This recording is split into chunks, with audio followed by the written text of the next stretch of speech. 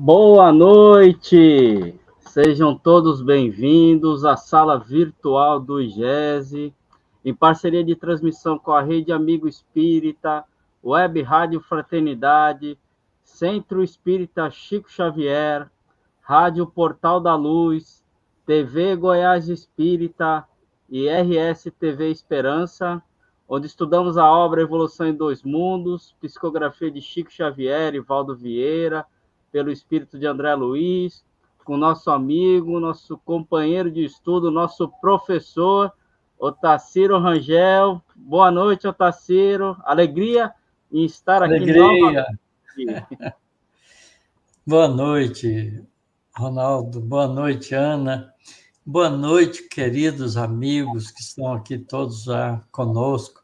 É sempre uma imensa alegria estarmos aqui juntos, buscando conhecer valores espirituais trazidos por esses espíritos generosos que não se cansam de batalhar pelo bem, para divulgar entre os homens, entre nós, os encarnados, a preocupação com o mundo espiritual.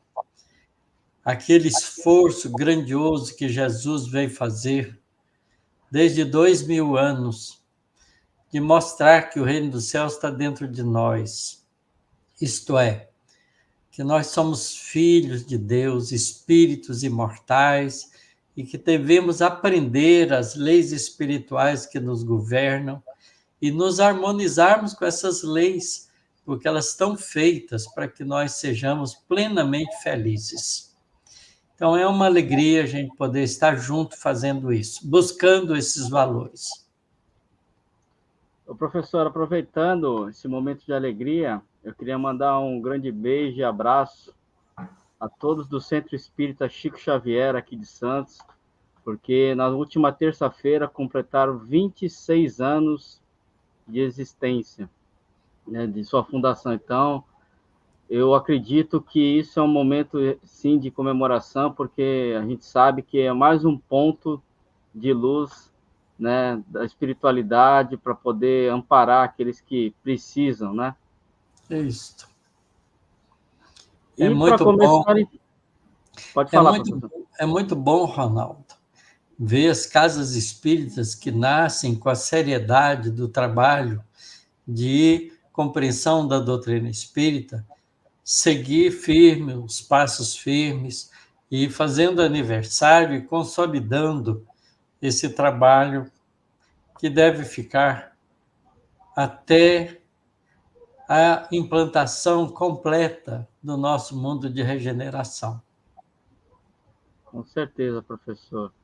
E quero cumprimentar aqui todos os nossos amigos, são muitos, já temos aqui mais de 80 em conjunto, né? E também tem um novo membro, que é a Rose Cruz, se inscreveu em algum canal dos nossos amigos de transmissão. Então, hoje já temos muitos companheiros para o nosso estudo. Mas antes de iniciar, professor, você pode fazer a prece para nós? Com alegria. Orar é buscar a presença de Deus junto de nós. Deus está presente sempre. Nós nos aproximamos de Deus quando nós oramos, porque orar é fazer o esforço de se comunicar com o nosso Pai Celestial, que está sempre vibrando amor para todas as criaturas do universo. Nós somos apenas uma família chamada humanidade terrena, das milhares e milhões de famílias espirituais que existem por esses universos todos que nós ainda estamos desbravando, aprendendo a conhecer com a nossa ciência. É buscar esse Pai Criador, centro do nosso universo, gerador de tudo que existe e pleno de amor, de bondade, de sabedoria, de justiça, que nos envolve a todos nas vibrações calorosas dessa mente poderosa que gera tudo que existe no universo. Querido Pai Celestial, temos a Ti, Senhor, como um Pai amoroso e bom, como Jesus nos apresentou quando esteve conosco como um filho dileto, que já alcançou a plenitude espiritual e que cuida de todos nós que aqui vivemos nesse planeta, esse amigo incondicional que nos ampara, nos protege, nos guia para que nós possamos, através dele, alcançar, Senhor, a comunhão plena contigo, nosso Criador. Abençoe a nossa reunião de estudos, o nosso trabalho de buscar compreensão dos valores espirituais, estimulando em nós, Senhor, com as tuas energias vigorosas, tanto a nossa inteligência quanto os nossos sentimentos melhores, a fim de podermos absorver esses conhecimentos e tratar de utilizá-los no cotidiano de nossas vidas. Abençoe todos os nossos irmãos em humanidade. E abençoe, Senhor, todos nós que estamos reunidos em Teu nome. Que assim seja. Que assim seja, professor. E a Diná nos lembra aqui também. Quero dar um grande abraço a todos do Consolador de Araraquara, que também está completando 34 anos. E ela colocou aqui: parabéns, Otacílio, pela sua ajuda a esse centro tão importante. Então, um abraço a todos do Consolador de Araraquara. Pois é, o Consolador está fazendo 34 anos também. E eu fiz parte da primeira reunião de fundação do Consolador. Uma alegria poder estar sempre fazendo parte das atividades dessa casa de Araraquara. É muito bom ver a história, né, professor? Acompanhar a evolução, né? Muito gostoso. Mas então vamos lá, professor. Hoje a lição número 11, da segunda parte, conduta afetiva. Esse tema é um tema muito importante para nós, porque ele, na verdade, vai nos apresentar como nós mesmos nos devemos conduzir diante dos valores do verdadeiro amor. Não é? A conduta afetiva é a conduta que nós devemos buscar, né, de estimular os nossos melhores sentimentos e fazê-los crescer em nós na direção de um amor, não é, puro, de um amor incondicional, de um amor que doa sempre. Então, é para nós ainda muito difícil, porque nós ainda estamos sempre procurando a pessoa que nos vai fazer feliz. A gente sempre tem a esperança de encontrar um parceiro, uma parceira que nos faça feliz. Dificilmente nós estamos preocupados em encontrar um parceiro e uma parceira para que a gente possa, junto com ela ou com ele, não é, aprender a felicidade compartilhada. Isso é que é o ideal, que a gente ainda não sabe fazer, mas a gente vai aprendendo, porque as reencarnações estão aí para nos auxiliar nisto. E a vida espiritual, entre uma encarnação e outra, com a consciência da nossa realidade espiritual, também nos favorece o desenvolvimento desse conhecimento e dessa prática de sentimentos. Porque à medida que a gente vai adentrando o conhecimento espiritual, a gente vai sendo capaz de, voltando para a vida espiritual, depois da morte do nosso corpo físico, a gente continuar nessa tarefa de aprendizado e de exercitar as nossas atividades de amor. Então, é importante que a gente entenda isso. Não foi à toa que Kardec colocou no Evangelho segundo o Espiritismo, não é, a máxima que representa o importante objetivo de todos nós na nossa vida, que é fora da caridade, portanto, do amor em ação, não há salvação. É muito bom a gente poder ter esse lema. Então, esse tema que André Luiz vai apresentar aqui para nós, respondendo uma pergunta outra vez: qual é a conduta afetiva entre as almas enobrecidas? Então, é a conduta afetiva que nós, né, que estamos tentando caminhar na direção de sermos almas enobrecidas, devemos começar a cultivar desde já. Portanto, é uma lição para nós, diretamente para nós. Não só vamos conhecer como as almas enobrecidas se comportam, se conduzem, mas vamos aprender como nós devemos fazer para também termos essa atitude afetiva. Então, vamos ver qual é a resposta que o André Luiz traz para nós.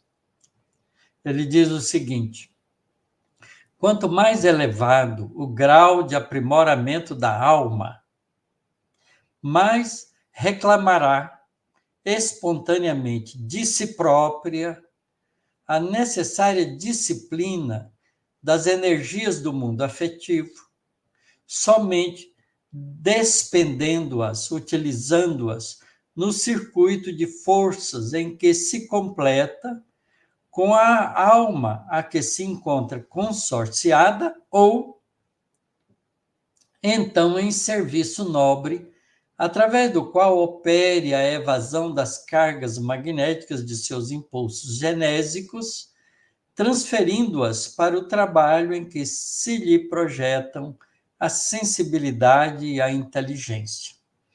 Olha como é bonito essa colocação que ele faz. Ele está falando não de uma alma, não é? Que já está no topo da perfeição. Está falando de almas que já se enobrecem, porque aprenderam a utilizar as energias do mundo afetivo em direção à sua companhia, alma querida, espírito afim, né, de longas jornadas de experiências, uma com a outra, mas também em serviço nobre, através do qual essas energias vão ser utilizadas, transferindo-as para um trabalho em que se projetam os valores da sensibilidade e da inteligência. Então, eu gostaria de dizer aqui para vocês que eu não sou alma enobrecida coisa nenhuma. Sou um espírito ainda cheio de problemas, atrasado, com muitos complexos ainda a serem resolvidos e também muitos compromissos de encarnações anteriores e também ainda dessa, porque a gente, não é, foi aprendendo ao longo dessa própria existência que a gente deve ir melhorando a nós mesmos, então isso é um esforço continuado, mas eu estou tentando fazer esse esforço de conduzir, não é, os parcos recursos afetivos que eu tenho, utilizando esses mesmos recursos, as minhas energias afetivas, transferindo-as para esse trabalho de inteligência que nós estamos fazendo aqui juntos, através de um estudo continuado. Veja que todos nós podemos fazer isso. Isso está no nosso alcance, não é? Esse aprendizado de buscarmos o esforço de enobrecer-nos no trabalho do bem coletivo, a gente deve fazer. Isso está de comum acordo com aquilo que Jesus mostra para nós no Evangelho, na parábola dos talentos. A parábola dos talentos representa exatamente isso. O pequeno talento, que seja um, não é? Quando Jesus fala dos talentos, ele diz que o Senhor, não é, chamou 3 dos seus servidores e distribuiu entre eles talentos. A um deu 5, a outro deu 3 e a outro deu 1, de acordo com a capacidade de cada um, do estágio evolutivo que cada um estava. E pediu que eles, então, usassem aqueles talentos. E foi embora, deu-lhes tempo para utilizar aqueles talentos, até que, depois de um certo tempo, veio, chamou os 3 e perguntou para eles o que eles fizeram dos talentos. Então, aquele que tinha 5 aplicou os talentos no desenvolvimento e foi capaz de produzir com aqueles 5 outros 5. E devolveu, então, pôde apresentar ao Senhor 10 talentos, 5 que foi conferido pelo Senhor e 5 que ele produziu pelo esforço dele. A mesma coisa aconteceu com aquele que tinha ganhado 3 talentos. Entrega também àquele senhor 6 talentos, não é? Na sua capacidade menor de gerar talentos, ele ainda assim gerou 3 talentos com os 3 que ele recebeu e pôde devolver ao Senhor 6 talentos, 3 que eram do Senhor e 3 que era dele, que ele produziu através do seu esforço. E, finalmente, aquele que recebeu 1 talento, por causa da sua insegurança e medo, ficou com receio de perder o talento, então enterrou-o e guardou aquele talento. E então pôde devolver o talento ao Senhor sem ter ele próprio produzido qualquer talento de seu próprio esforço. Então, isso representa exatamente o que a gente está fazendo com a nossa energia afetiva. A nossa energia afetiva é uma energia, talento, não é, que a gente tem como semente plantada pelo Criador dentro de nós e que nós estamos desenvolvendo. Então, na medida que a gente usa os nossos recursos para criar afetividades maiores, nós estamos, então, produzindo, né? Gerando talentos com esse esforço. E é isso que as almas enobrecidas fazem, e fazem isso reclamando a si própria, de forma espontânea, decisão pessoal, a necessária disciplina das energias do mundo afetivo, despendendo essas energias, aplicando essas energias no circuito de forças em que se completa, com a parceria com a alma afim ou através de serviços nobres devolvidos para a comunidade, através do qual essas energias afetivas vão se multiplicar através dos impulsos criativos, genésicos. Aqui significa impulsos criativos, porque a energia genésica é a energia criativa enquanto se manifesta no corpo físico, mas ela é a energia criativa enquanto se manifesta na arte, na música, na pintura, na sensibilidade, na educação, no desenvolvimento da inteligência, não é? Na compreensão e compaixão que devemos ter uns com os outros. Então, é muito importante que a gente aproveite essa colocação de André Luiz na nossa própria vida.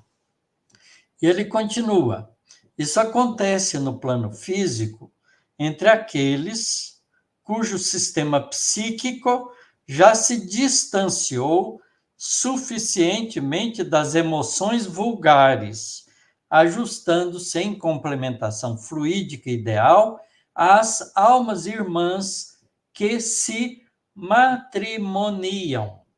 Aqui eu quero dizer que esse matrimônio, né, que é um casamento, ele se dá não só do ponto de vista do casamento material entre duas pessoas na vida terrena, mas muito mais do que isso, porque a gente também faz um casamento que é um contrato de trabalho em conjunto, quando a gente se aproxima de uma casa espírita e se irmana com os companheiros da casa espírita para trabalharmos juntos, não é? A gente se ajusta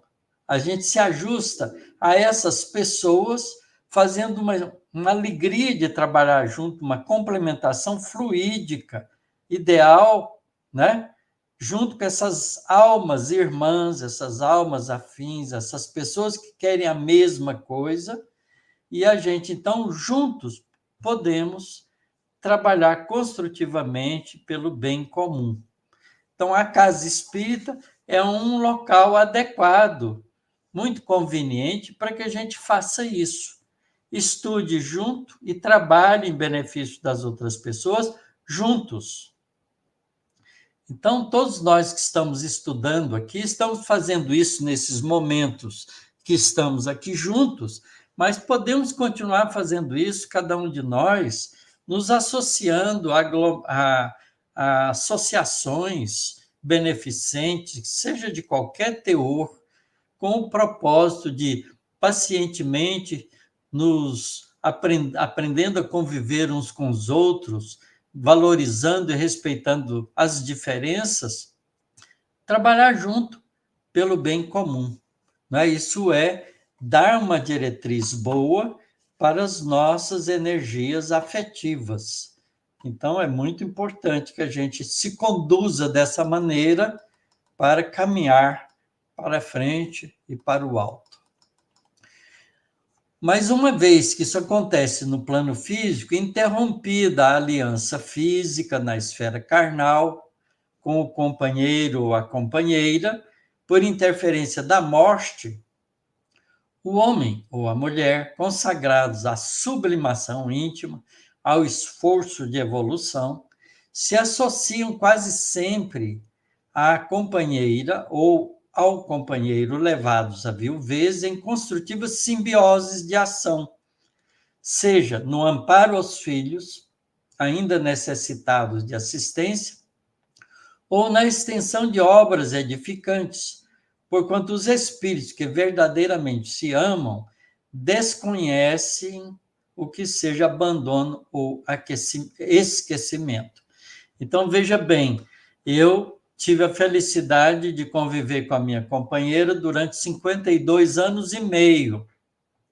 Junto com ela, nós recebemos 7 espíritos que reencarnaram no nosso lar. Não é? Educamos com os nossos pequenos recursos os nossos filhos, dando para eles o melhor que a gente tinha. É claro que a gente não deu o ideal, porque a gente é espírito ainda pobre, mas deu o melhor que a gente tinha para eles, para que eles pudessem também, por sua vez, se tornarem cidadãos úteis à sociedade onde eles estão inseridos. E ela voltou para o mundo espiritual. Mas essa afinidade que nós desenvolvemos nessas atividades continuam. Então, ela está do outro lado da vida e eu continuo aqui, ainda envolvido nas tarefas, não é? De assistência, de trabalho, ajudo ainda meus filhos, trabalho na casa espírita, procuro ser útil aos meus semelhantes. Faço isso, inclusive, na universidade, porque já estou aposentado há mais de 20 anos, mas continuo trabalhando. Não é? Porque o trabalho dignifica a gente e cria a oportunidade que a gente tem de manter-se ativo, mantendo o cérebro funcionando, o coração funcionando. E dessa maneira eu tenho certeza que ela, do mundo espiritual, que está certamente já engajada em tarefas espirituais, porque ela sempre gostou de fazer isso também, não é? A gente, de vez em quando, se encontra, um dando força para o outro, para a gente seguir no nosso caminho. Então, imagine, daqui uns 10 mil anos de progresso que eu e ela conseguirmos, o que nós já estaremos fazendo? Aí estaremos sendo aquelas espíritos enobrecidos que o André Luiz começa no começo dessa lição. Por enquanto, a gente está só tentando, né, apagar o nosso velho passado cheio de compromissos espirituais inadequados, porque nós ainda somos espíritos do mundo de expiações e provas. Estamos tentando, né, fazer o esforço de merecer um mundo de regeneração, mas a gente está a caminho. Então, isso significa que a gente tem muito que andar, tem muito que fazer, tem muito que se disciplinar, tem muito que conquistar. Então, os espíritos que se amam verdadeiramente não se esquecem. Atentos ao mesmo princípio de aprimoramento, segue André Luiz. Aqueles que se ajustam em matrimônio superior no plano espiritual, esses espíritos mais enobrecidos, permutam as próprias forças em constante circuito energético, pelo qual atendem às vastíssimas obras de benemerência na criação mental de valores necessários ao progresso comum, dentro da euforia permanente que o amor sublime lhes confere. Quer dizer, aqui, aquele prazer que antes era corporal passa a ser um prazer espiritual, uma euforia permanente que o amor sublime lhes confere. E, em lhes faltando a companhia, por intermédio da qual se integram nos mais altos ideais de burilamento e beleza, porque muitas vezes um dos espíritos que estão trabalhando junto, um precisa ir para um outro local, fazer cursos especializados, enquanto o outro continua trabalhando naquilo que já sabe fazer. Então, muitas vezes se separam. Então, em lhes faltando essa companhia, por intermédio da qual se integram nos mais altos ideais de burilamento e beleza, mobilizam as próprias energias criadoras, as cargas magnéticas criadoras, em serviço à coletividade, com que se elevam mais intensamente na escala da sublimação moral. Ou então, o que é mais frequente a acontecer aqui no nosso planeta, buscam olvidar as próprias possibilidades de maior ascensão, fazem renúncia, solicitando posições apagadas e humildes ao pé daqueles a quem se devotam, a fim de ajudá-los na execução das tarefas que lhes foram assinaladas ou no pagamento das dívidas com que ainda se oneram perante a lei. Porque a gente vai acertando as nossas contas muito lentamente, porque a justiça divina nos dá tempo para a gente ir adquirindo forças e se libertando devagar, com segurança, dos erros do passado. Por exemplo, a gente pode aqui, nesse caso, citar o exemplo do espírito Bezerra de Menezes, que já poderia estar num planeta mais avançado que a Terra, porque ele já superou os níveis de evolução que a Terra oferece para um espírito porque a Terra é uma escola, é como se ele tivesse feito o curso universitário que a Terra oferece, que é o grau mais alto. Ele poderia fazer aprendizado em outro sistema planetário mais adiantado.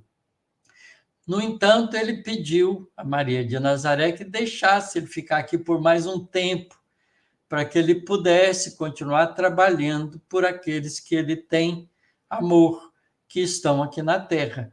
Então, ele continua conosco, já tem um tempo longo, porque ele desencarnou em 1900 e tem mais de 100 anos que ele está trabalhando conosco, 120 anos que ele está trabalhando conosco aqui no nosso planeta, ao invés de ter ido para um mundo melhor.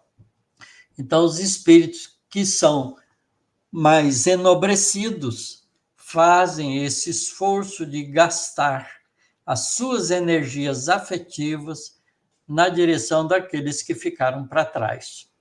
Por isso, a gente tem que ser grato, muito grato, a Bezerra de Menezes, Joana de Ângeles, Emmanuel, não é? Esses espíritos bondosos que estão aqui junto conosco, nascendo entre nós, fazendo o esforço de trazer para nós o exemplo dignificante para que a gente ande mais rápido na direção da plenitude espiritual. Então, é lindo a gente poder entender que há uma conduta afetiva a ser exercida no nosso processo de desenvolvimento espiritual na direção das conquistas definitivas da alma, fazendo com que a gente se aproxime dessa maneira cada vez mais do nosso Criador. Para poder um dia, daqui a alguns milhares, milhões de anos, talvez, a gente possa dizer como Jesus disse, eu e o Pai somos um.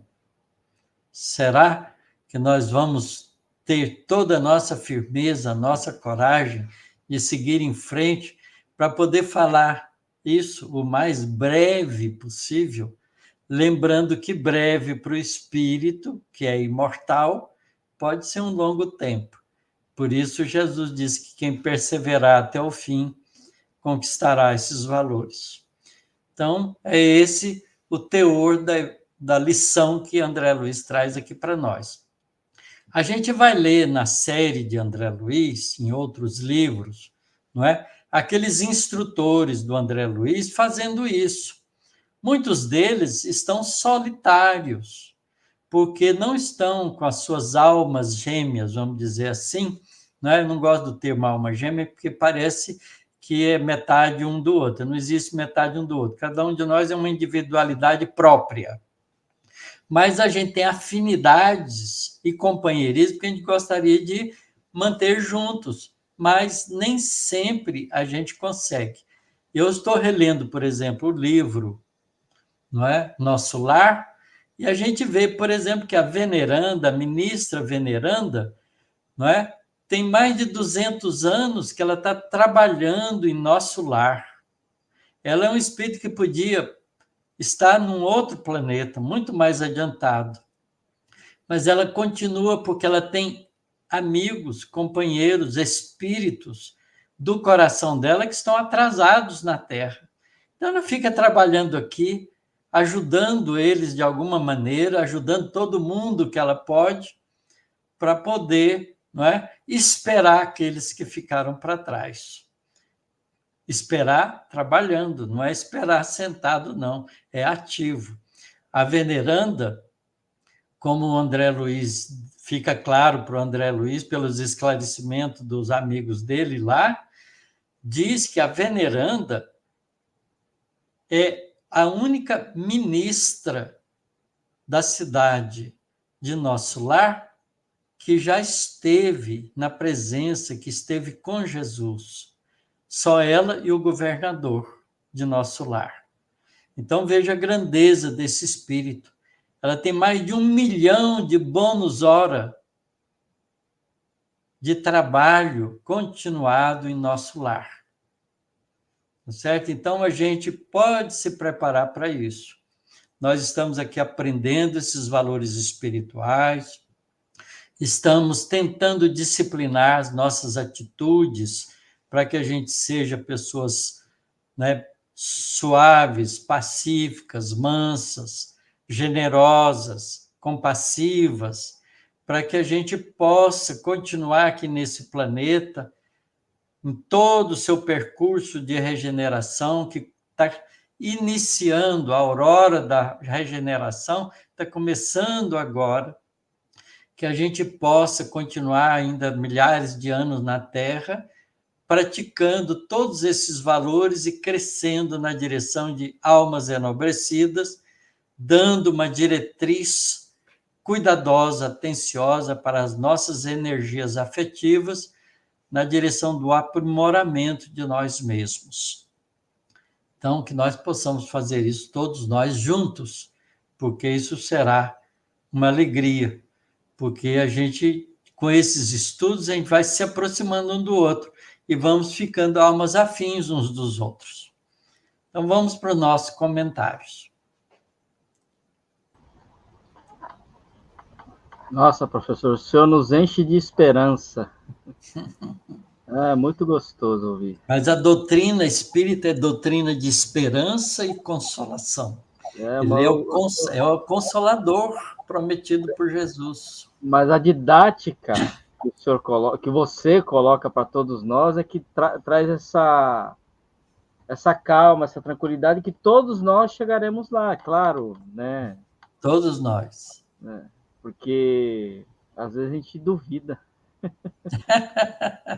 Eu não duvido, não. Às vezes eu fico entristecido comigo, porque ainda faço algumas coisas que eu não devia fazer. Mas aí eu vou me corrigindo devagar, com paciência. Eu sei que a gente não muda de repente. Quando o senhor falou isso e falou também da educação dos filhos, eu falei, ai de mim, ai de mim. Mas a gente dá a educação dos filhos, Ronaldo, a gente dá o que a gente tem. E a gente se esforça para ter melhor, para poder dar mais. E a Ana, que está aqui nos bastidores, demos risada, né? Se o professor e a Cleusa foi desse, imagine nós. Mas nós vamos Vocês estão fazendo o mesmo trabalho. Nós vamos fazendo o melhor que já podemos, né, professor? É, isso mesmo. Professor, aqui o Silvio Henrique colocou: boa noite, professor Otacílio. A Associação Espírita Allan Kardec de São José do Rio Preto está fazendo 100 anos. 100 anos, é verdade. Muito bom, né? Fazer 100 anos, um século de trabalho na casa, né? Muito bom isso. Que gostoso, né? Muito gostoso. E aqui a primeira colocação é do Gilberto Ferreira, quando a gente estava falando de comemorações de aniversários, né? Ele colocou assim: professor Otacílio, pergunta: fui seguidor de uma casa espírita há mais de 30 anos, mas já faz 8 anos que não vou mais. Fui trabalhador da corrente de médios, queria muito voltar. Aí ele continua: mas me sinto muito envergonhado pelos meus erros que cometi durante esses 8 anos. Aí continua um pouquinho. Erros e fracassos durante 8 anos afastado. Aí terminou. Caro amigo Gilberto Ferreira, leia a parábola do filho pródigo, meu amigo. Olha o que Jesus nos ensina ali. Não importa os fracassos ou os desvios que a gente cometeu, importa que, caindo em si, a gente compreenda, não é, os erros cometidos e volte à casa paterna. Portanto, não deixe a vergonha, que nesse caso é um pouco de orgulho ferido, te impedir de voltar. Volte. Os seus amigos, aqueles que foram seus companheiros, que continuam na casa, tenho certeza que vão te receber de braços abertos. Não deixe, não perca a oportunidade. Volte às atividades enquanto você pode, enquanto você está lúcido, está compreendendo tudo isso. Não se preocupe, passado fica para trás. O futuro a gente faz com um novo presente. Então, faça um novo presente para você, como muito bem disse o Chico Xavier. A gente não pode mudar o passado, mas pode mudar o nosso futuro usando o presente na construção de valores melhores. Volte a casa e vai trabalhar com seus companheiros. Muito bem. Aqui tem um comentário da Maria José Correia da Silva. Boa noite do Rio de Janeiro. Que linda a sua história de amor e parceria. É uma história bonita mesmo, porque foi uma história que a gente se encontrou no meio espírita, não é? Eu me tornei jovem espírita com 18 anos, 18 anos e meio, comecei a frequentar a mocidade espírita e encontrei a Cleusa na mocidade espírita. E daí a gente foi só descobrindo as afinidades que a gente tinha. Aí eu mudei de Goiânia, isso foi tudo em Goiânia, a cidade que eu nasci. Terminei meu curso de física, mudei de Goiânia, saí para fora para fazer pós-graduação. E aí a gente começou a sentir falta um do outro, ela lá e eu noutra cidade, né? E essa falta fez a gente se aproximar mais ainda, até que a gente resolveu formar uma família. E foi muito bom isso. Eu só tenho a agradecer a Deus pela oportunidade que Ele me ofereceu. E o Pierre aqui, professor, ele colocou duas colocações aqui durante os seus comentários. Ajudando, seremos ajudados. Dando, recebemos. Essa é uma parte da prece de Francisco de Assis, né? É perdoando que a gente é perdoado, não é? É amando que a gente vai ser amado, não é? É tendo paciência que a gente também receberá a paciência dos outros, assim por diante. É dando que a gente recebe. Muito bom, Pierre. Um abração para você. E ele colocou depois: o caminho da perfeição é longo. Mas a gente tem todo o tempo que a gente precisa. Deus é generoso conosco. Muito, né, professor? Eu estava pensando aqui quando você estava falando lá da a Veneranda, que ela Isso. está lá há 200 anos, né, em nosso lar. Eles são muito pacientes conosco, né, professor? São, Muito. são sim. Ainda bem para nós. Graças ao nosso Gente, Criador. é como Deus é paciente, é como tem a resposta lá do Livro dos Espíritos. Deus não tem pressa. Ele quer a recuperação de seus filhos. E a Olga Batista colocou a seguinte pergunta: é possível que alguém que não se casou na atual encarnação ter alguém lá trabalhando e apoiando que aqui está? É possível sentir a presença? Olha, Olga, com certeza absoluta. Todos nós já temos muitas encarnações percorridas. E nessas muitas encarnações que a gente percorreu, milhares de reencarnações, a gente desenvolveu companheirismos diversos. E alguns dos nossos companheiros se adiantaram muito mais do que nós e continuam velando por nós do mundo espiritual e nos visitam com muito mais frequência do que a gente imagina. É que a gente ainda é muito grotesco e nem sempre percebe a presença deles. Às vezes a gente sente assim um envolvimento qualquer, né, que a gente sente até um arrepio, né, nas nossas emoções, e a gente faz uma associação errada, fala: ai meu Deus, a morte passou perto de mim. Não foi a morte, foi um espírito generoso, bondoso, que muitas vezes está nos abraçando. A gente precisa aprender isso. Eu já aprendi a fazer isso. Quando eu estou no meu trabalho, estou em alguma atividade minha, que eu sinto assim uma presença de alguém, eu dou uma paradinha, né? E penso nessa pessoa, tá certo? Devolvo o abraço que eu ganhei e agradeço e sigo o meu trabalho cotidiano. É muito agradável. Eles não nos deixam sem o amparo necessário.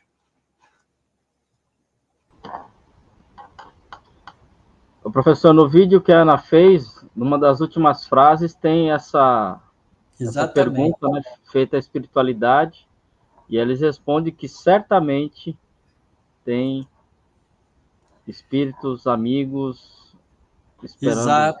É. nos amparando lá na espiritualidade, né? A pergunta de número 300 e não sei quanto, acho 344, não me lembro mais, mas é isso mesmo. Você vê que o Espírito responde certamente, e pode acreditar que ele está falando a pura verdade. Certamente. Ele não falou eu acho, talvez, é Não, certamente. certamente, certamente. São os nossos anjos guardiães que nos amam. E ela colocou aqui: gratidão, Tociro, fiquei mais animada com sua explicação. Que bom, fico feliz. E o Pierre colocou: o amigo Taciro é uma luz na escuridão da terra. Ô, Pierre, uma vez eu estava num cinema assistindo um filme e a luz da cidade apagou. E o salão do cinema ficou absolutamente escuro, porque o salão de cinema é preparado para ficar no escuro. Aí alguém pegou um fósforo e acendeu. Todos os olhos do cinema se voltaram para aquele fósforo aceso. Tá certo? Então, veja bem, a luz de um fósforo, quando a gente está na escuridão, parece uma grande luz. Mas imagina você acender um fósforo durante o dia, com pleno sol. Ninguém nota. Então, essa é a minha luz. Não passa da luz de um fósforo, se é que eu tenho, né? Ai, professor. E a Kátia colocou assim: o professor traz com sua didática a confirmação da educação consoladora e a consoladora educação. Que é o que a doutrina espírita nos oferece, com os esclarecimentos que ela nos dá, né? É isso mesmo. Ah, professora, ajuda dos universitários aqui. A pergunta que a Ana colocou foi a 343. 343, veja.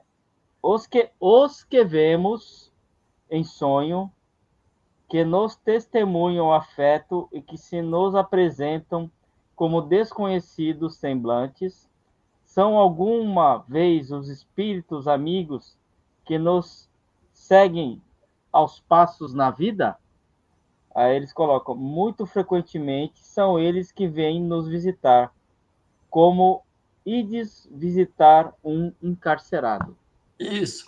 E o interessante desses sonhos, Ronaldo, é que a gente fica querendo identificar e a gente fica assim, não, mas parecia que era fulano, não, mas depois que, na outra cena, parecia que era ciclano. Quer dizer, como a gente não tem na nossa memória física a Lembrar, imagem conhecida dessa pessoa, desse espírito, porque ele não está conosco, a gente conhece ele do mundo espiritual, a gente fica fazendo associação de ideia, quando a gente acorda, com as imagens das pessoas que a gente conhece, mas não é nenhum nem outro. é um outro que está lá nos acompanhando, né, professor? Mas é um esforço de reconhecimento que a gente tenta fazer, mas que a gente fica pondo a figura errada no lugar. E aqui o Aldo Nobre colocou: é natural, é transitório, passageiro. Deve ser de alguma explicação que você estava dando, né? E a Patrícia Otaviana colocou: quando a gente sente uma presença, como saber se é de verdade ou imaginação? Quando se você sente, não é imaginação. Depois, o que é imaginação? Imaginar é criar a imagem com o nosso pensamento, não é? Mas se a gente está criando uma imagem com o nosso pensamento, foi porque aquela presença nos induziu a isso, porque aquela ideia não era nossa. Então, não se preocupe, não é? Porque essa é uma sensação, é uma presença verdadeira, que a gente tem dificuldade de identificar. Por isso, aceite com naturalidade, devolva a presença com seu sentimento de gratidão e ore a Deus pedindo que abençoe essa pessoa que veio te visitar, mesmo que você não saiba quem é. Está um pouco ligado à pergunta 343, né, professor? É, exatamente. E aqui o Gilberto, né, só falou que para ele voltar, ele colocou assim: professor Otacílio pergunta: é possível voltar à casa espírita e ter a oportunidade de voltar a trabalhar na corrente mediúnica? É possível, provavelmente, se fosse na minha casa que eu frequento, eu faria com você o seguinte: colocaria você de volta nos cursos de mediunidade para você fazer uma reciclagem, não é? Gastar aí 1, 2 anos se preparando de novo, tomando pé das atividades da casa, se harmonizando de novo com a presença daqueles companheiros, e depois de 1 ano e meio, 2 anos, depende da sua própria atividade, da sua própria aceitação, se integrar de novo nos trabalhos espirituais da casa. Faça uma reaproximação com humildade, como fez o filho pródigo, que não exigiu na volta a paternidade do pai, mas quis, pelo menos, ser um servo do senhor que lhe foi pai. Tá certo? Voltou ali numa posição de humilde servo. Então, faça isso. Aproveite a lição do filho pródigo e exercite isso em você, porque você só vai crescer com isso. Mas tenha paciência. Se o grupo não te aceitar imediatamente de volta, dê tempo a eles, porque é natural que você se reharmonize com a casa ao longo de algum tempo. Tá certo? Eu te recomendo isso de todo o meu coração. O professor aqui, o José Luiz Arantes, colocou: Professor Otacílio, eu estou viúva há 2 anos e meio, mas nunca tivemos nenhuma dúvida que Deus nos deu mais uma vez a oportunidade de ficarmos juntos por quase 30 anos. Agradeço Deus sempre. Isso mesmo, José.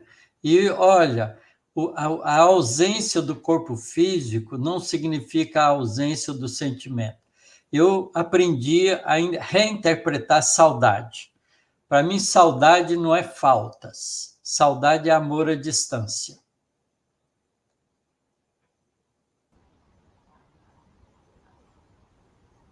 E aqui, professor, o Anselmo Duarte colocou: Professor, Madre Teresa disse: sei que sou uma gota no oceano, mas o oceano sem uma gota não é do mesmo tamanho.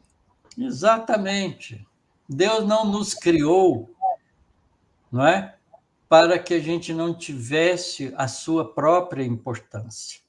Se Deus nos criou, é porque nós somos importantes. Deus não faz nada, a inteligência suprema do universo não faz nada sem significado, nada errado. Eu não sou um erro de Deus, eu sou um acerto de Deus. Todos nós somos. Eu gostei uma vez que o que você nos colocou, assim, quer ter a ideia da como Deus nos sente. É a mesma coisa que a gente comanda todas as milhões, bilhões de células do nosso organismo, né? Isso, as trilhões de células do nosso organismo nos veem como Deus para eles, para elas. Se a gente As tomar células do coração, do fígado, do rim, não é? Da pele, do cabelo, dos olhos. E a gente sente, né, professor, todos os pontos do nosso corpo. Dá uma agulhada lá na pontinha do dedão para ver se a gente não sente. Olha como as células da gente se expressam no sorriso. Verdade. Não é? Estão todas alegres. E aqui, professor, o Pierre. A luz será sempre luz. Claro que se nota mais na escuridão, mas será sempre necessária. A escuridão é a falta de luz, como o medo é a falta de amor. Deus é amor. Isso mesmo, Pierre. Está certíssimo. Um abração mesmo. Pierre é um poeta, né, professor? Pierre é um trabalhador esforçado da França que está tentando, né, chamar os espíritas franceses de volta às atividades que Kardec começou. E aqui a Deise colocou: lindo essa sua definição de saudade. É isso. Quando vocês ficarem com saudade, lembra do que eu estou falando aqui. Saudade é amor à distância. Saudade é amor à distância. A Olga colocou uma pergunta, professor. Uma pergunta fora do assunto, se for possível responder. Porque há pessoas que jamais se lembram de sonhos, nem mesmo que sonhou? Esse, Olga, sou eu. Eu até brinco, falo assim, ó, hoje eu dormi, sonhei que estava dormindo e que não estava sonhando, porque eu não lembro de nada. É isso mesmo. Geralmente eu não tenho, muito raro ter um sonho. Todo mundo sonha, mas porque todos nós, ao dormirmos, desprendemos do corpo físico e temos contato com realidades espirituais de nosso interesse durante o sono. Isso é normal nas atividades de todos nós que vivemos no mundo de expiações e provas, já no final dele. Isso é conquista nossa. Mas a lembrança do sonho, a lembrança das atividades durante o sono físico, como elas entram pela percepção do perispírito sem desligado do corpo físico, elas não se registram nas células neuronais do corpo físico, senão na hora da volta, quando o espírito retorna ao corpo físico e acorda. Mas nem sempre a gente consegue impressionar os neurônios para fixar essa memória. Por isso, ela não fixa. Às vezes, a gente até, na hora que acorda, a gente lembra alguma coisa, mas daí 10 minutos a gente não lembra de mais nada. É uma lembrança tão fugaz, tão rápida, porque ela não se fixa nos neurônios. Mas esteja certa que todas essas memórias estão arquivadas na sua realidade espiritual. Você, quando passar para o mundo espiritual, quando o seu corpo parar de funcionar e você desencarnar, você, como espírito, vai lembrar de tudo, inclusive dos seus sonos, do seu tempo de desprendimento durante o sono do corpo físico. Porque tudo é aquisição espiritual que a gente não perde jamais.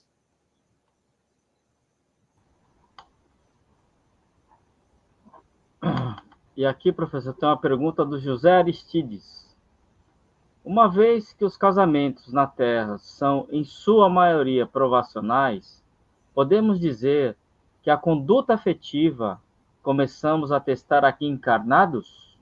Claro, José, essa é a conclusão importante que a gente tira desse estudo, não é? Porque nós vamos transformando os nossos parceiros, família, que ainda não tem grandes atividades, em aproximação para que essa afetividade faça crescer em nós as afinidades para o futuro. Então, isso é um treinamento, é uma escola. Eu costumo dizer, foi uma imagem que eu aprendi, uma vez eu assisti uma palestra do Haroldo Dutra, e ele mostrou uma rede, né, feita de cordão, uma figura de uma rede de cordão, falando, né, que a gente está entrelaçado uns com os outros, como numa rede. Aí eu pensei muito naquela imagem e aprimorei ela um pouco para o meu gasto, né? E eu acho assim, que todos nós representamos um ponto numa rede. Esse ponto está numa cordinha da rede, né? Que está envolvida com outros pontos através de laços e nós. Os laços são frouxos e deixa a linha correr. Isso são as afetividades simpáticas, as boas afetividades. E os nós são as encrencas que a gente tem, não é? As diferenças, as inimizades, as mágoas. Então, o papel da gente na conduta afetiva é transformar nós em laços, para que a rede continue existindo, mas ela não nos prenda e nos deixe livre de correr uns sobre os outros com a nossa própria característica. Então, essa imagem é uma imagem bonita para nós, que nos ajuda a entender que os parentes difíceis são os nós que precisam ser transformados em laços, e os parentes fáceis são os laços que a gente precisa consolidar cada vez mais. Essa deve ser a nossa conduta afetiva na vida terrena. Muito bom, professor. Pratiquemos, pratiquemos. E aqui agora é uma pergunta do Pierre lá.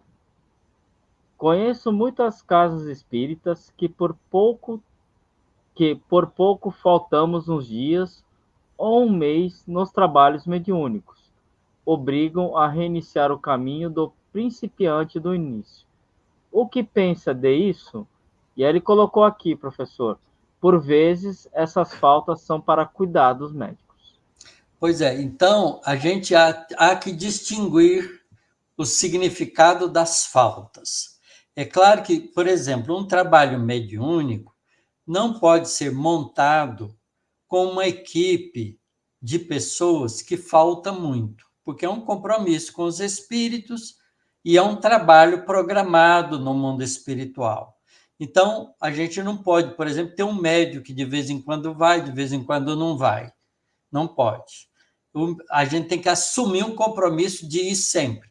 Mas, obviamente, que a gente não é dono absoluto do nosso tempo, porque é possível que a gente tenha problemas familiares, é possível que a gente tenha problemas de saúde, é possível que a gente tenha problemas no trabalho que criam necessidade de pronto-socorro e, eventualmente, a gente tenha que faltar das nossas reuniões. Então, quando a gente vai ter que faltar da reunião, é o dever nosso, do faltante, avisar previamente: olha, pessoal, hoje eu estou com um compromisso complicado e eu não vou poder ir na reunião. Me perdoem por isso, mas na próxima reunião estarei junto. Desde que se justifique, não há problema nenhum em faltar e reativar logo em seguida, sem nenhuma preocupação, porque não foi uma falta deliberada ou uma falta ociosa por razões fúteis, tá certo? É como num trabalho profissional também. Às vezes você fica doente, não pode ir no trabalho profissional. Então você liga lá, ó, pessoal, eu não posso ir porque eu estou doente. Depois leva um atestado médico para o trabalho, não é assim que funciona? Então a gente tem que tratar a coisa com a mesma seriedade.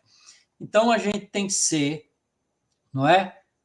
Tem que ser capaz de usar o bom senso das nossas reuniões de trabalho na casa espírita. Bom senso é sempre uma boa indicação. Kardec foi considerado bom senso encarnado. E a gente devia aprender a ter bom senso com as coisas. Então, se a gente avisa previamente, não é? Se não puder avisar previamente, porque às vezes tem um problema de última hora, não é? E a gente não pode ir, por exemplo, você está na sua casa, o seu filho cai, machuca, você tem que levar para o pronto-socorro, você não pode ir na reunião. Tá certo? Então não dá nem tempo, às vezes, de avisar. Então você avisa depois, né? E o grupo tem que compreender isso, que isso é uma razão justa. Então, o que é bom senso, Pierre, nessas coisas é criar, não é? Uma conduta de bom senso, de responsabilidade com bom senso. E ele colocou, professor, que mesmo justificando, os trabalhadores são obrigados a conversar do início como nunca tivesse participado. Isso é um rigor, não é? Que não faz muito sentido, não é um rigor de bom senso. Então, vamos aqui, tem um comentário da Suzy Prudente. Meu mestre, estou sabendo que o senhor virá para Goiânia. Isso mesmo, vou ter que viajar para Goiânia no dia 17, porque no dia 18, agora de julho desse mês, eu tenho uma palestra, vou fazer uma palestra em Vianópolis. E aí no dia 19 já vou estar de volta em Goiânia, tá certo? E vou ficar até o dia 21, no domingo, volto de manhã cedo para cá, para São Carlos. E vai ser um prazer encontrar os amigos de Goiânia.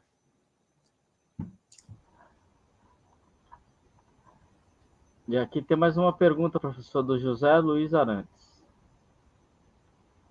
Professor Otacílio, o senhor já recebeu psicografia? eu já tentei, mas até o momento não. Mas sinto que ela está muito bem.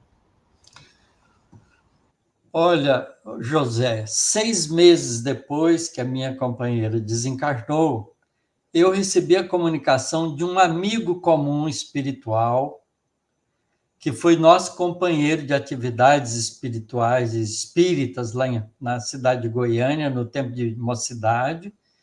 Ele também já tinha desencarnado antes e está bem no mundo espiritual. Ele, então, através de um médium, nosso amigo, espontaneamente veio e escreveu uma mensagem dando notícia, tanto dele quanto dela. E estava bem, estava se readaptando na realidade espiritual, mas estava bem. E depois, nesse fim de ano, agora, ela veio no nosso grupo mediúnico e deu uma comunicação. Conversou conosco rapidamente. E de vez em quando eu sonho com ela.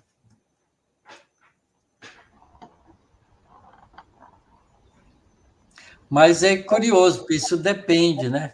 Por exemplo, o meu pai já desencarnou há muito tempo, eu tenho uma afinidade muito grande com meu pai, eu nunca tive nenhuma comunicação mediúnica do meu pai. E eu sei que ele está bem, nem do meu pai, nem da minha mãe. Já tive notícias indiretas, mas nunca tive comunicação. O telefone toca de lá para cá, eles sabem quando podem, quando não podem visitar a gente. E teve aquela vez, né, professor, que o Divaldo também mandou um recado para o senhor que a Pois Cleusa é, está de olho. é, pois é, exatamente. Teve um recado dado pela Joana de Ângelo, que ela está muito bem, que ela acordou muito rapidamente no mundo espiritual, estava bem, tá certo? E que ela, de vez em quando, está visitando e está de olho no viúvo aqui, para não deixar ele fazer besteira. É. Isso aí foi numa uma live que o professor fez na Mansão do Caminho, conversando sobre espiritismo. Então, quem quiser, só dá uma buscada lá, que está o professor lá dando uma palestra. O professor, aqui tem uma pergunta, deve ser um pseudônimo, né? Realidade roubada. É. Uma questão que não sei se pode responder.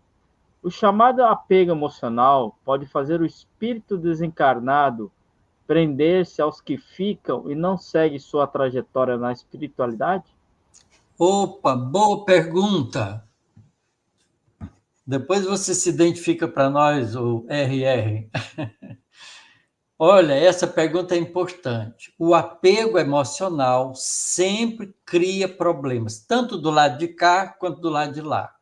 O espírito que é muito apegado à família tem muitas dificuldades no mundo espiritual depois que desencarna. E a gente que fica muito apegado àquele que foi e querendo a presença dele todo o tempo, perturba seriamente a recuperação do espírito no mundo espiritual. Então, a gente tem que aprender a ter o laço afetivo sem nó. O apego emocional é um nó. Nó não deixa deslizar, prende, tira a liberdade. E o laço afetivo deixa livre. Então, a gente tem que aprender a não ter apego emocional. Eu aprendi isso com todos os meus filhos. Eu gosto muito dos meus filhos, mas eu respeito-os com a liberdade que eles têm que ter. Não cobro deles nada em relação a mim. Eles vão me dar aquilo que eles quiserem. Então, depois o RR nos conta o seu nome. E aqui falando sobre essa questão dos nós, a Kátia colocou, professor. Professor, também entendo assim que estamos numa rede onde os laços devem ser aprimorados e estreitados para a eternidade.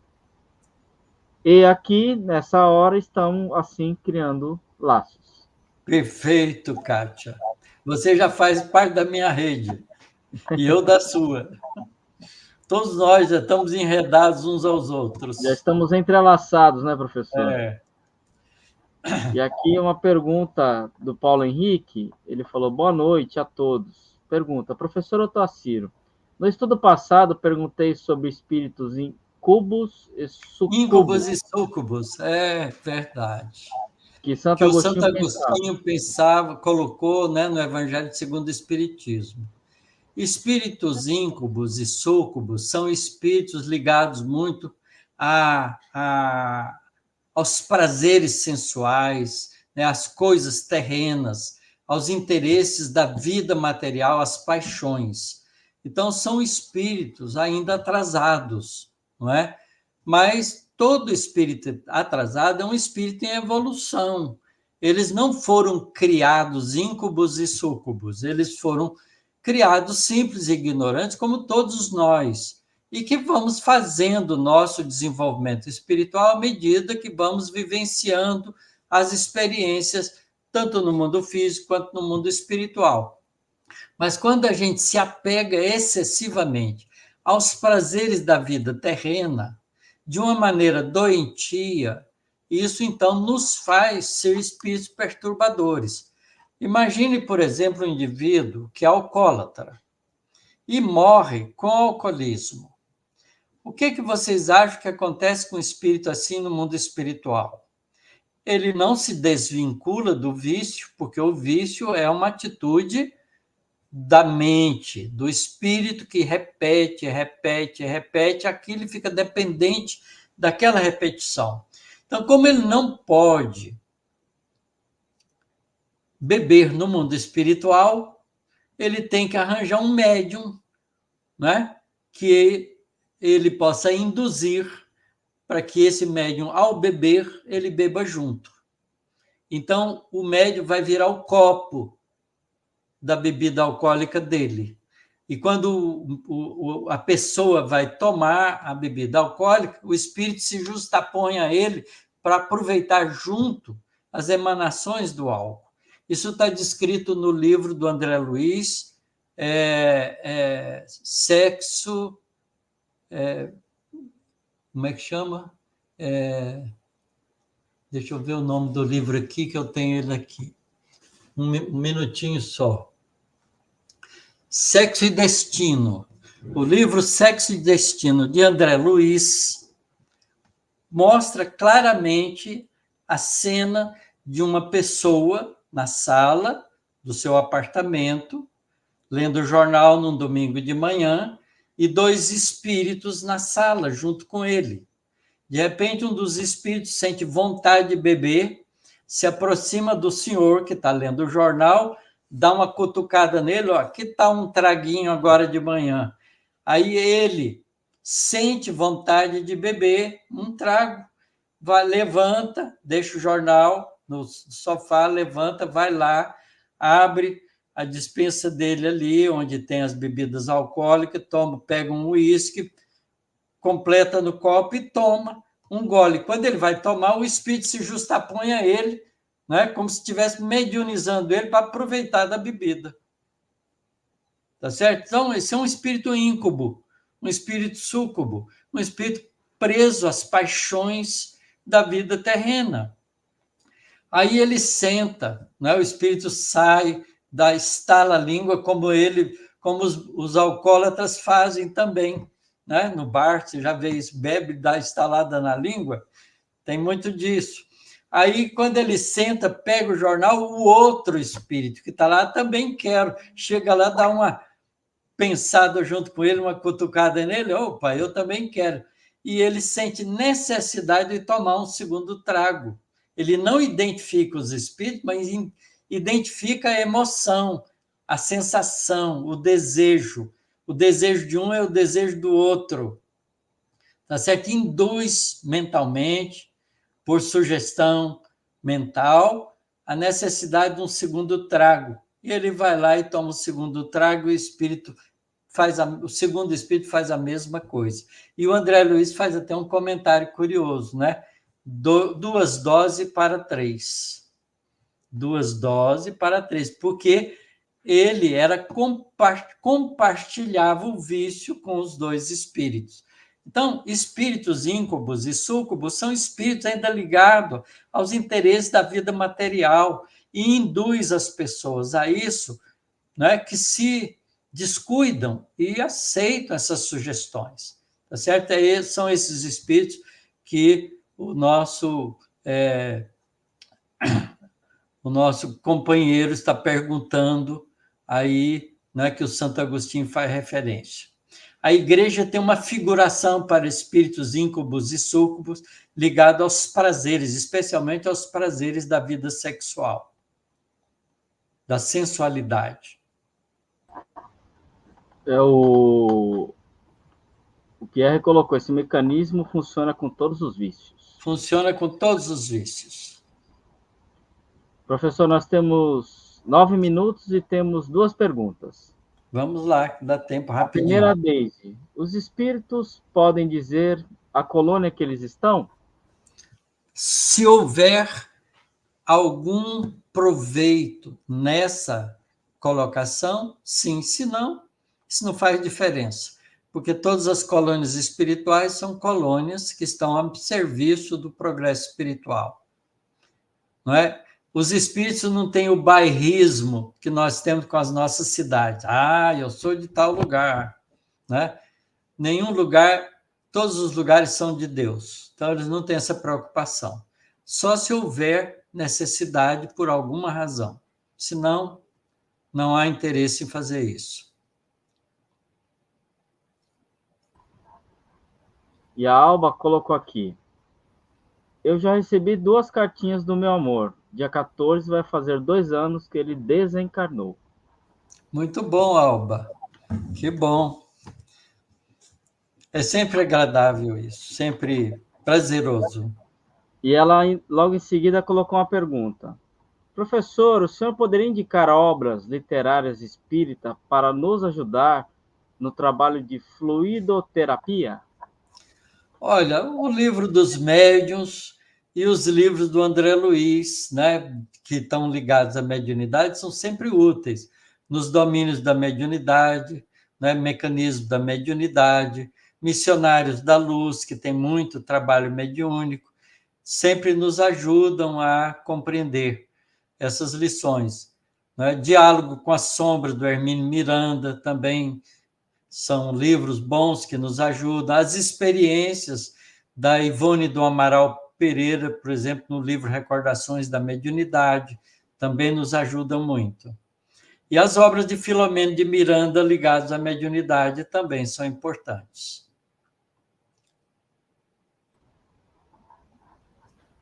E aqui tem uma pergunta da nossa companheira Marlise. Professor, um tempo atrás eu estava almoçando e senti a presença de um espírito. Por que isso? Às vezes, a gente pode ter espíritos comensais ligados ainda ao alimento terreno que sentam à mesa conosco. Para a gente evitar isso, a gente deve melhorar o ambiente espiritual da nossa casa, para não permitir que esses espíritos partilhem da nossa vida. Então, o que a gente deve fazer? Culto do Evangelho no lar e manter uma atitude cristã digna dentro do lar, para que o nosso lar não fique alvo de infiltrações de espíritos menos equilibrados. Mas é possível, sim. O André Luiz descreve isso nas suas obras. Há um dos livros dele que ele fala sobre os espíritos se alimentando com os encarnados. Uma família que ele visita. E aqui chegou uma pergunta, professor, da Luciana Pasquim. Boa noite. Onde posso ler mais sobre espíritos íncubos? Ela é do Tupã, São Paulo. Olha, Luciana, você pode aprender isso nas obras espíritas, porque essa classificação é uma classificação feita pela Igreja Católica. Nós, na literatura espírita, não temos a preocupação de classificar esses espíritos, porque esses espíritos íncubos e súcubos estão ligados à ideia dos demônios. E nós, espíritas, não acreditamos em demônios, acreditamos em espíritos parados por revolta, por desequilíbrio, no mal. Então, a gente aprende sobre os espíritos perturbados no livro no livro Memórias de um Suicida, no livro Libertação, no livro Nos Bastidores da Obsessão. Esses livros são livros espíritas que contam a realidade do mundo espiritual umbralino, mais triste, mais cheio de problemas. E toda a série do André Luiz nos ajuda a entender isso também. Então vamos agora à última pergunta, professor. É do José Luiz Arantes. Professora Tarsino, a minha esposa, quando encarnada, era médium de incorporação. Será que no mundo espiritual ela continua trabalhando? A gente só vai saber quando ela contar para nós, José Luiz. Mas é possível. Os espíritos que foram médiums na Terra e que se dedicaram corretamente são aproveitados em tarefas com intercâmbio espiritual no mundo espiritual também. Mas pode ser que ela tenha outros interesses, está desenvolvendo outros valores. A gente nunca sabe, porque isso é decisão pessoal de cada um. E agora chegou a pergunta do Pierre. Como explicar a dificuldade de alguns médiums a fazer preces dizendo que estão ligados às trevas? São médiums desequilibrados que não mantêm a sua conduta com a dignidade necessária, porque nós não temos que ficar ligados às trevas. Nós só nos ligamos às trevas porque nos deixamos ficar em trevas, não é? Se a gente está buscando a luz, não faz sentido médium sentir essas dificuldades. Ele tem que fazer um esforço de melhorar moralmente. Por isso é que se pede para reuniões de espíritas mediúnicas sérias que os médiuns procurem o desenvolvimento moral. Então, professor, chegamos ao fim de mais uma aula, mais uma noite de estudo, né, de esclarecimentos aqui que podemos realmente colocar um pouco mais de conhecimento em nós. Né, agradecer a todos que estiveram aqui, foram mais de 150 juntos, entrelaçados, né, no mesmo nó, ou no mesmo, ou sem nó, né, professor? Não, só com laço, vamos fazer só laço. Só com laços. E a Kátia falou, passa muito rápido. Então, queremos agradecer a todos vocês, aos amigos, companheiros de transmissão. E, para terminar, vamos fazer a nossa prece, professor? Vamos sim. E vamos lembrar que a lição para nós dessa noite foi a de conduta afetiva e que a gente deve procurar, na conduta afetiva, aprendermos a ser almas enobrecidas. Faz a prece para nós. Faço sim. Então, vamos elevar a Deus, nosso Pai, a Jesus, nosso Mestre, a toda a equipe espiritual bondosa que nos ampara, nossa gratidão, nossos sentimentos de amor, de amizade, que agora já conseguimos ter, e que possamos continuar a trabalhar em nós, a conduta afetiva que devemos ter para com todos aqueles que nos cercam, todos aqueles companheiros de trabalho, todos os nossos familiares que convivem conosco, e também aos nossos companheiros das nossas casas espíritas, pois estamos lá, amigos, para aprendermos, para juntos podemos caminhar um pouco mais no amor e na obra que o nosso Mestre nos deixou. Nos ampare, Mestre querido, continua a nos guiar e que possamos juntos atingir teu reino, a tua paz, a tua misericórdia. Que assim seja, graças a Deus. Que assim seja. Boa noite a todos e até a próxima semana com mais uma aula de Evolução dos Mundos. Fiquem todos com Deus. Um abraço a todos.